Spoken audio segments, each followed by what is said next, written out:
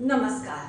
कर्मठ व्यक्ति को अगर किसी कार्य को करने में एक बार सफलता नहीं मिलता है, तब भी वो हिम्मत नहीं हारता है। लगातार उस कार्य को पूर्ण करने में वो लगा रहता है। अपने लक्ष्य की प्राप्ति करने में वो भ्रमित नहीं होता है। अपने लक्ष्य तक पहुंचने में वो प्रयासरत रहता है। असफलताओं के बाद भी हमारे कर्म पथ पर जो हमारे अंदर का आत्मविश्वास होता है, वही सफलता दिलाने में हमारा सहयोग करता है। लेकिन हमारे कई जन्मों के कर्म जो प्रारब्ध के रूप में होते हैं, वो हमारे पीछे साए की तरह लगे रहते हैं। जो प्रारब्ध के हमारे कर्म होते हैं, उन कर्मों के आधार पर इस जीवन में हमारे निरंतर प्रयास के बाद भी जब हमें असफलता मिलती है, तो हम कभी कभी मानसिक रूप से बहुत व्यथित हो जाते हैं। कभी कभी कर्म हम करते हैं और उसका फल कोई और ले जाता है, यानी श्रेय हमारे आंखों के सामने किसी और को मिल जाता है। हम हतप्रभ होकर के देखते रह जाते हैं। ज्योतिष शास्त्र जन्म और मृत्यु के साथ साथ कर्मों के अनुबंध के हिसाब से ही आत्मा को कार्मिक अनुबंधों को पूर्ण कराने के लिए जीवन देती है। यानी व्यक्ति जन्म और मृत्यु के चक्कर में फंसता है अपने कार्मिक ऋणों को पूर्ण करने के लिए। कुछ नए कर्मों को सृजित करता है और प्रारब्ध को काटता है। कार्मिक अनुबंधों के हिसाब से जन्म और मृत्यु के चक्कर में बार बार पड़ने की स्थिति हम कर्मों के अनुसार ही तय करते हैं, यानी कर्मों के अनुसार ही व्यक्ति को गति मिलती है। हमारे कई जन्मों के कर्मों से जो प्रारब्ध तय होता है, वो हमारे इस जीवन को प्रभावित करता रहता है। हम इस वीडियो के माध्यम से कर्म सिद्धांत पर आधारित कुछ ज्योतिषीय सूत्रों को समझेंगे और देखेंगे कहीं हमारे जन्म कुंडली में भी तो ग्रहों का इस तरह का संयोग नहीं बन रहा है। कड़ी मेहनत के बाद भी आपको इस जीवन में सफलता प्राप्त करने में बहुत सारी परेशानियां आ रही हैं, यानी कड़ी मेहनत संघर्ष के बाद भी सफलता की प्राप्ति किसी और के सिर माथे चढ़ जा रही है, यानी उसका श्रेय कोई और ले जा रहा है। प्रभावित कर रहे हैं आपके जन्म कुंडली में आपके कर्मों के फल को वो ग्रह जो प्रारब्ध के कर्मों के अनुसार बैठे हुए हैं।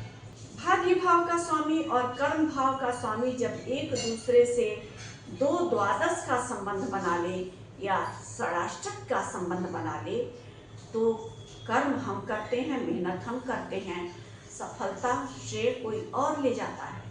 भाग्य भाव के स्वामी अगर छठे भाव में बैठे हों और छठे भाव के स्वामी 10वें भाव में यानी कर्म के भाव में बैठे हों या द्वादश भाव में बैठे हों, या भाग्य भाव का स्वामी और कर्म भाव का स्वामी त्रिक भावों में आकर के बैठे हों, पाप ग्रहों से दृष्ट या पीड़ित हो रहे हों या द्वादशेश से दृष्ट या पीड़ित हो रहे हों, तो ऐसे में हम अथक परिश्रम के साथ किसी कर्म को करते हैं, लेकिन उसका श्रेय किसी और को मिल जाता है। प्राइवेट सेक्टर में ऐसा बहुत देखने को मिलता है। टीम वर्क में एक या दो या तीन व्यक्ति बहुत मेहनत से काम कर रहे हों और कोई व्यक्ति उसका श्रेय अपने सिर माथे पर ले लेता है, जो बहुत चाटुकारिता करता है अपने से उच्चाधिकारियों की। यानी मेहनत करने वाले चुपचाप मौन होकर के देखते रह जाते हैं। चाटुकारिता करने वाला बातों का धनी व्यक्ति उस कार्य का श्रेय स्वयं ले लेता है। जन्म कुंडली में अष्टम भाव के स्वामी का लाभ भाव के स्वामी के साथ संबंध बन जाए, तो जातक के जीवन में मिला हुआ सम्मान अचानक से किसी और को मिल जाता है, यानी उससे ले लिया जाता है। एकादश भाव लाभ का है, सम्मान का है। प्राप्त करते हुए अवार्ड, रिवार्ड या सम्मान व्यक्ति अचानक से किसी दूसरे के हाथ में जाते हुए देख लेता है। जन्म कुंडली के पंचम भाव से हम अपने पूर्व जन्म के पुण्य को देखते हैं और वर्तमान इस जन्म के योजनाओं को देखते हैं, क्रिएटिविटी को देखते हैं।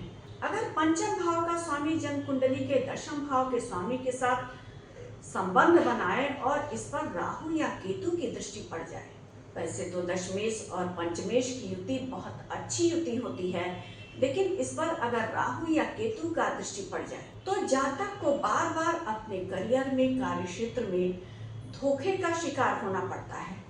योजनाएं आप बनाते हैं, काम आप करते हैं, क्रिएटिविटी आपकी होती है और कोई उसे आपसे समझ करके उन्हीं योजनाओं को अपना बता करके अपने उच्चाधिकारियों को प्रसन्न कर देता है, यानी योजना आपकी और ताज किसी और को मिल जाता है।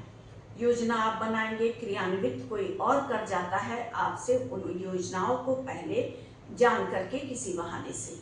जन्म कुंडली के दूसरे भाव से हम धन को देखते हैं, वाणी का भाव है, और पुण्य के संचयन को भी देखते हैं। अब जन्म कुंडली का दूसरा भाव अगर खाली है, उसमें ग्रह नहीं है, उस पर शनि राहु की दृष्टि पड़ जाए, मंगल की दृष्टि पड़ जाए, तो जो आप अभी विचार करते हैं, योजनाएं बनाते हैं क्रियान्वित करने के लिए, किसी से अगर आप अपने मन की बात करते हैं, वो व्यक्ति तुरंत आपके करने से पहले आपकी ही योजनाओं को क्रियान्वित करके अपने उच्चाधिकारियों के समक्ष रख देता है। आप अवाक होकर के देखते रह जाते हैं। आप सफलताओं के शिखर पर पहुंचते पहुंचते अचानक से विफल हो जाते हैं। कभी कभी हम सुनते हैं ना कि ये काम होते होते रह गया। अगर हम किसी योजना को पहले से लोगों के समक्ष रख देते हैं, अपना समझ करके उन योजनाओं का रहस्य खोल देते हैं, तो कहीं ना कहीं हमारी योजनाओं को दूसरे लोग क्रियान्वित करके आगे बढ़ा देते हैं और सफलता प्राप्त करते हैं उन्हीं योजनाओं को लेकर के जो हमने बनाई थी। अगर आपके जन्म कुंडली में इस तरह के ग्रहों का संयोग बन रहा है, तो नियमित तौर पर अगर आप जीवन में विष्णु सहस्त्रनाम का पाठ करते हैं, तो धीरे धीरे इस तरह की निगेटिविटी का आपके जीवन में कमी होगा। शुभता आप पाएंगे अपने कार्य क्षेत्र में और धोखे के शिकार आप नहीं होंगे। अगर आप लगातार विष्णु सहस्त्रनाम का पाठ करते हैं, तो धीरे धीरे ये ग्रह अपना शुभ प्रभाव देना शुरू कर देंगे। अगर आपके जीवन में ऐसी घटनाएं बार बार घटित होती हैं कि मेहनत आप कर रहे हैं और पहचान आपके मेहनत से किसी और की बन रही है, तो ज्योतिष शास्त्र में बहुत सारे ऐसे सूत्र होते हैं जो ग्रहों के माध्यम से आपकी कुंडली में बैठ करके बताते हैं कि परिश्रम आप करेंगे, इसका फल किसी और के लिए ट्रांसफर हो जाएगा। अगर आपके साथ ऐसा हो रहा है, तो ग्रहों के दुर्योग को समझिए। कुछ ग्रहों का सामंजस्य इस तरह की घटनाएं घटित करवाता है आपके जीवन में बार बार, लेकिन अंततोगत्वा हमें याद रखना है कि किसी का कर्म कभी व्यर्थ नहीं जाता है। प्रकृति के गर्भ में हर कर्म का व्यक्ति के उत्तर छुपा होता है। इसीलिए अपने कर्म को करते रहिए और साथ ही विष्णु सहस्त्रनाम का पाठ अवश्य करिए। अगर आपने परिश्रम के साथ कोई कर्म किया है, तो समय पर प्रकृति आपको सफलता अवश्य देगी उस कर्म के बदले। कर्म करते रहिए और ग्रहों के रहस्यों को समझते रहिए। प्रकृति निश्चित ही आपके कर्मों के बदले आपको सफलता देगी। तो आज के लिए बस इतना ही। अगर आपको हमारा वीडियो पसंद आया हो, तो हमारे वीडियो को लाइक करना ना भूलें और हमारे चैनल को सब्सक्राइब करना बिल्कुल भी ना भूलें। धन्यवाद।